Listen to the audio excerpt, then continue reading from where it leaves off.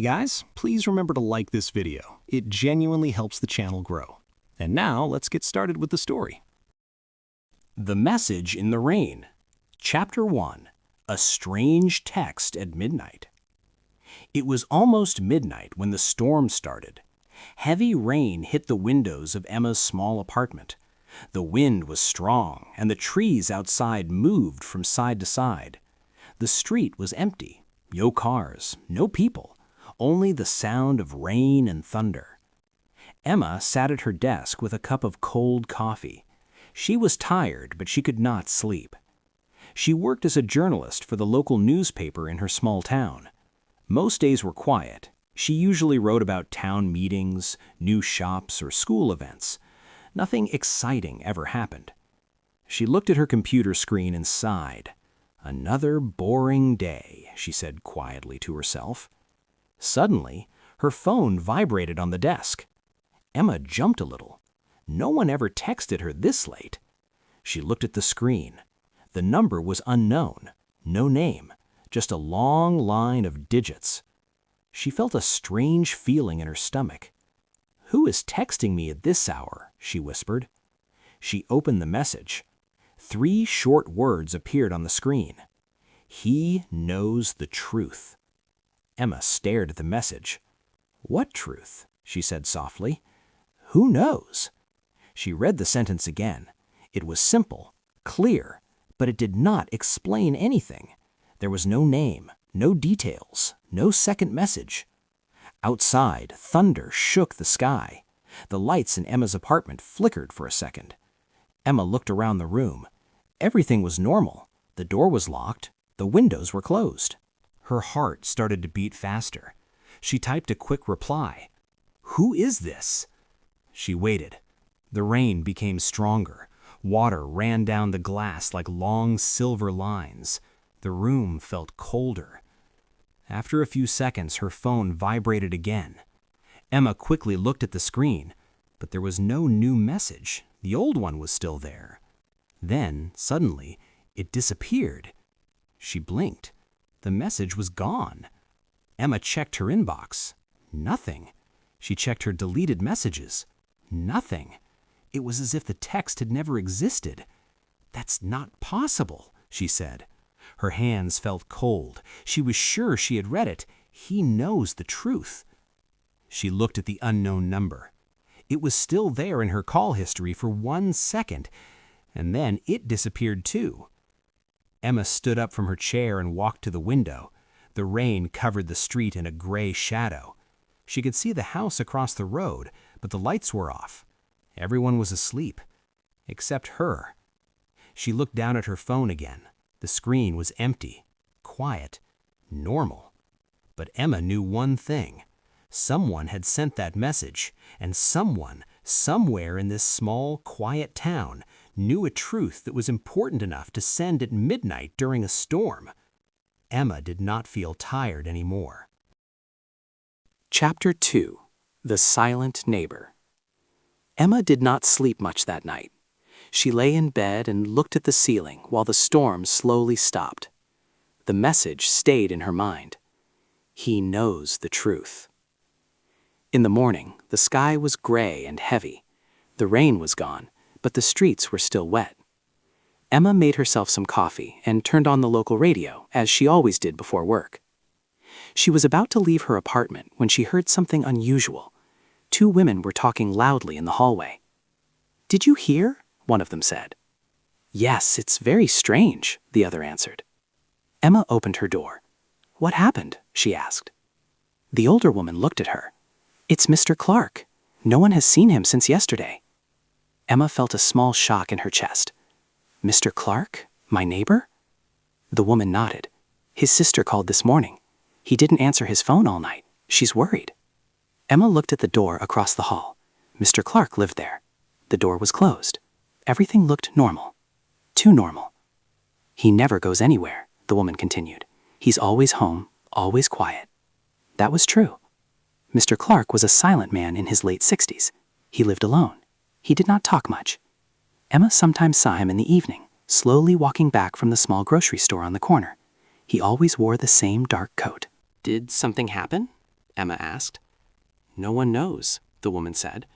But his sister is coming today, and maybe the police. The police? Emma's mind went back to the message. He knows the truth. Her heart started to beat faster again. Did he have any problems? Emma asked carefully.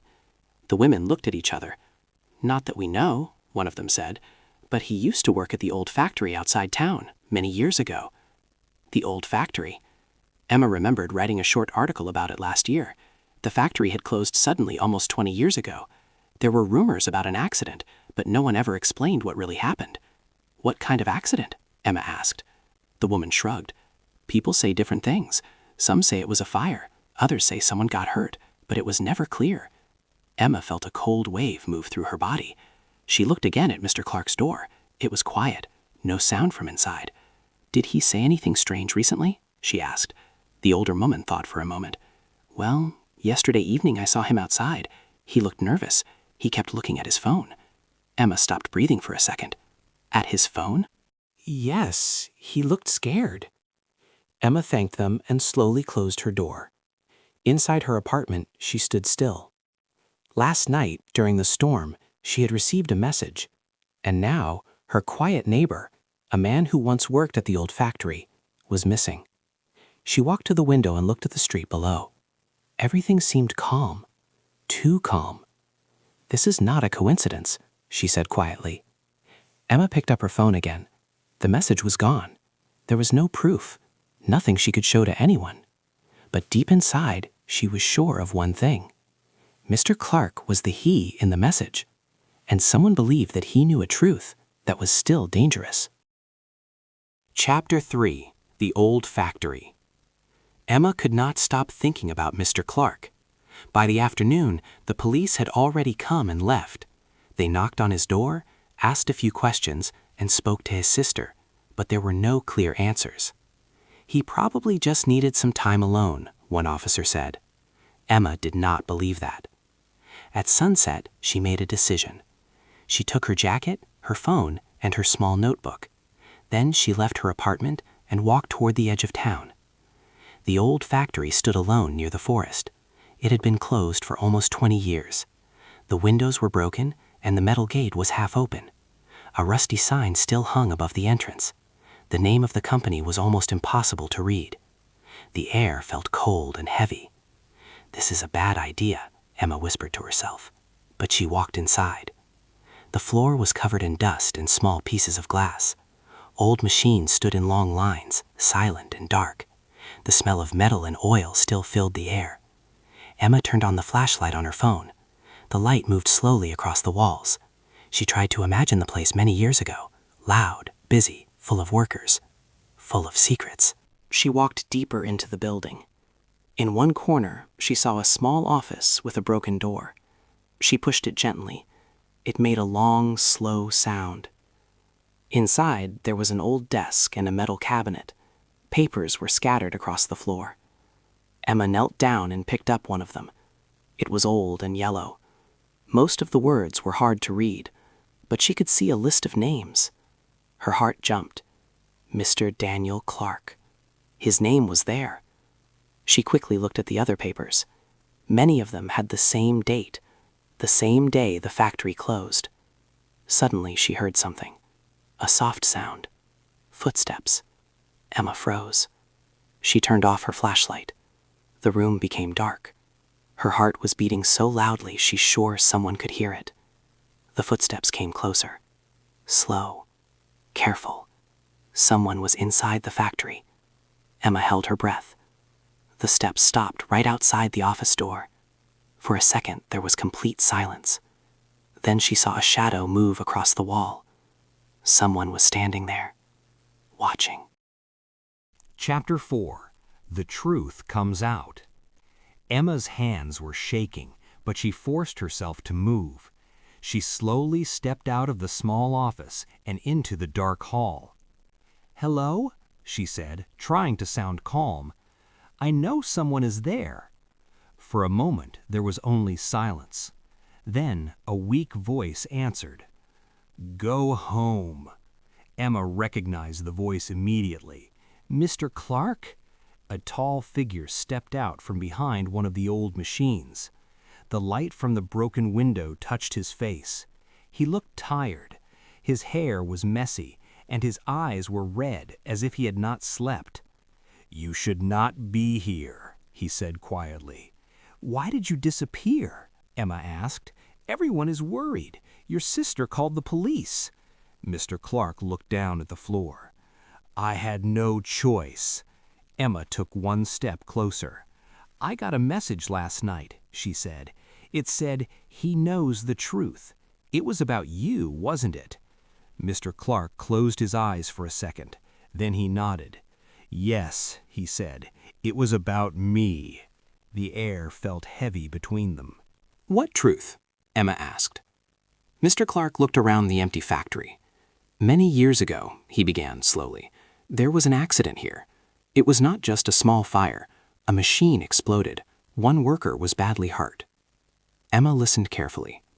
"The company did not want problems," he continued. "They told us to stay silent. They paid the family. They closed the factory 1 week later. Officially, nothing serious happened." "But that's not true," Emma said. "No," Mr. Clark answered. "It was serious, and I signed a paper. I agreed to say nothing." Emma felt anger rising inside her. "So why now?" "Because someone found old documents," he said. "Someone knows I was there. Yesterday I got messages. They told me to keep quiet. They said people can still get hurt." Emma's heart beat faster. "The same person who texted me?" Mr. Clark looked surprised. "You?" "Yes, the message disappeared from my phone." Mr. Clark was silent for a moment. Then he spoke very softly. "They are trying to scare us." "Are you going to stay silent again?" Emma asked. Mr. Clark looked at the broken machines around him. He looked tired of being afraid. "No," he said finally. "I am not." Emma took out her notebook. "Then tell me everything." The wind moved through the empty building. The factory was no longer just an old, silent place. It was full of truth that had waited many years to be heard. And this time, the story would not disappear.